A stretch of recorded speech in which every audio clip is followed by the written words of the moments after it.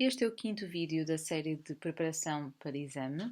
Vamos continuar no tema do domínio das propriedades e transformações da matéria, ou seja, vamos para gases e dispersões. E vamos começar pelo conceito de volume molar e lei de Avogadro. E aqui nesta primeira figura, nós temos aqui a mesma quantidade de matéria de três gases diferentes: hélio, dioxigênio e dinitrogênio.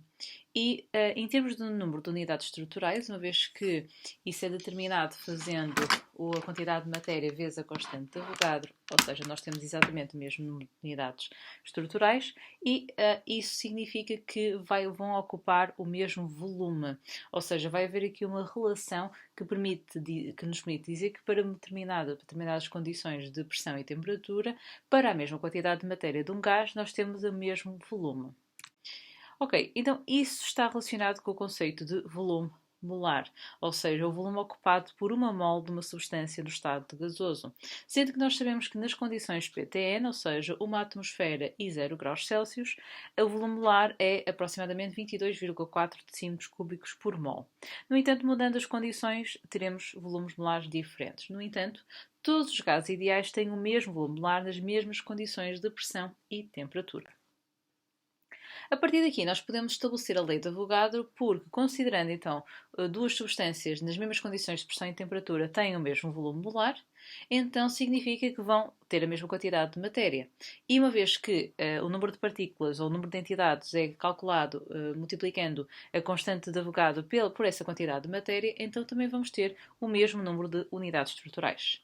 Portanto, segundo a lei de Avogadro, volumes iguais de gases diferentes contêm o mesmo número de moléculas quando medidos nas mesmas condições de pressão e temperatura.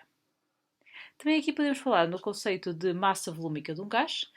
A massa volúmica de um gás, ou seja, a massa volúmica é determinada através da massa sobre volume, mas como a massa, por sua vez, é a quantidade de matéria vezes a massa molar, e o volume de um gás seria dado pela quantidade de matéria vezes também o volume molar, então o que é que vai acontecer aqui? Os N's vão cortar e podemos determinar que a massa volúmica de um gás será a massa molar sobre o volume molar.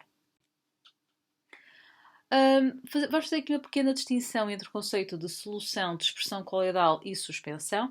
Isto está relacionado com não só o facto de numa solução estamos a falar de uma mistura homogénea, na dispersão coloidal temos uma mistura heterogénea, apesar de parecer homogénea a olho nu, que é o caso, por exemplo, do sangue, da gelatina, do leite, e uma suspensão é uma mistura heterogénea em que conseguimos identificar os seus constituintes a olho nu.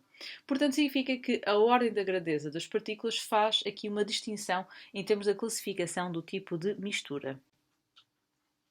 Para a análise da composição quantitativa das soluções é necessário vocês saberem determinar a concentração mássica, percentagem em massa, percentagem em volume, partes por milhão massa e partes por milhão volume.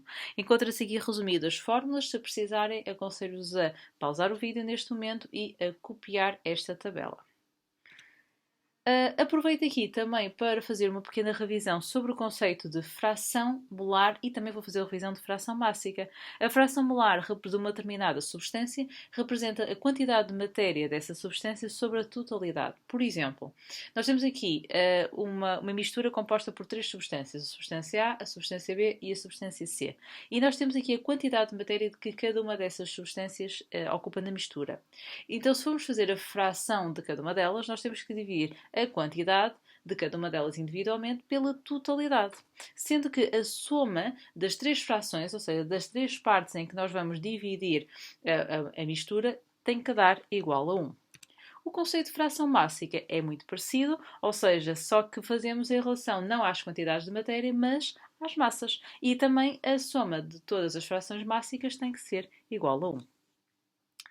Vamos terminar com o conceito de diluição, ou seja, vamos imaginar que queremos determinar de quanto é que teria que ser o volume inicial que eu teria que preparar, digamos assim, conhecendo que a concentração da minha solução é 10 mol por litro, qual é que vai ser o volume necessário a retirar desta solução para preparar uma solução mais diluída, cuja concentração será 1 mol e cujo volume final será de 100 ml. O que é que acontece? Numa diluição, nós apenas afetamos o volume. Não mexemos na quantidade de matéria.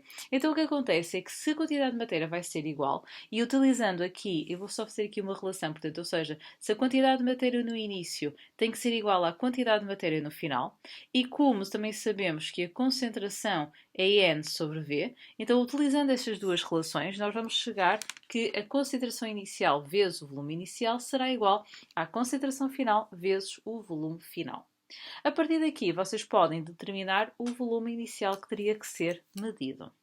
O fator de diluição aqui representa o número de vezes em que nós vamos diluir a nossa solução inicial. E isso vai corresponder, ou podem fazer a concentração inicial a dividir pela concentração final, ou o volume final a dividir pelo volume inicial.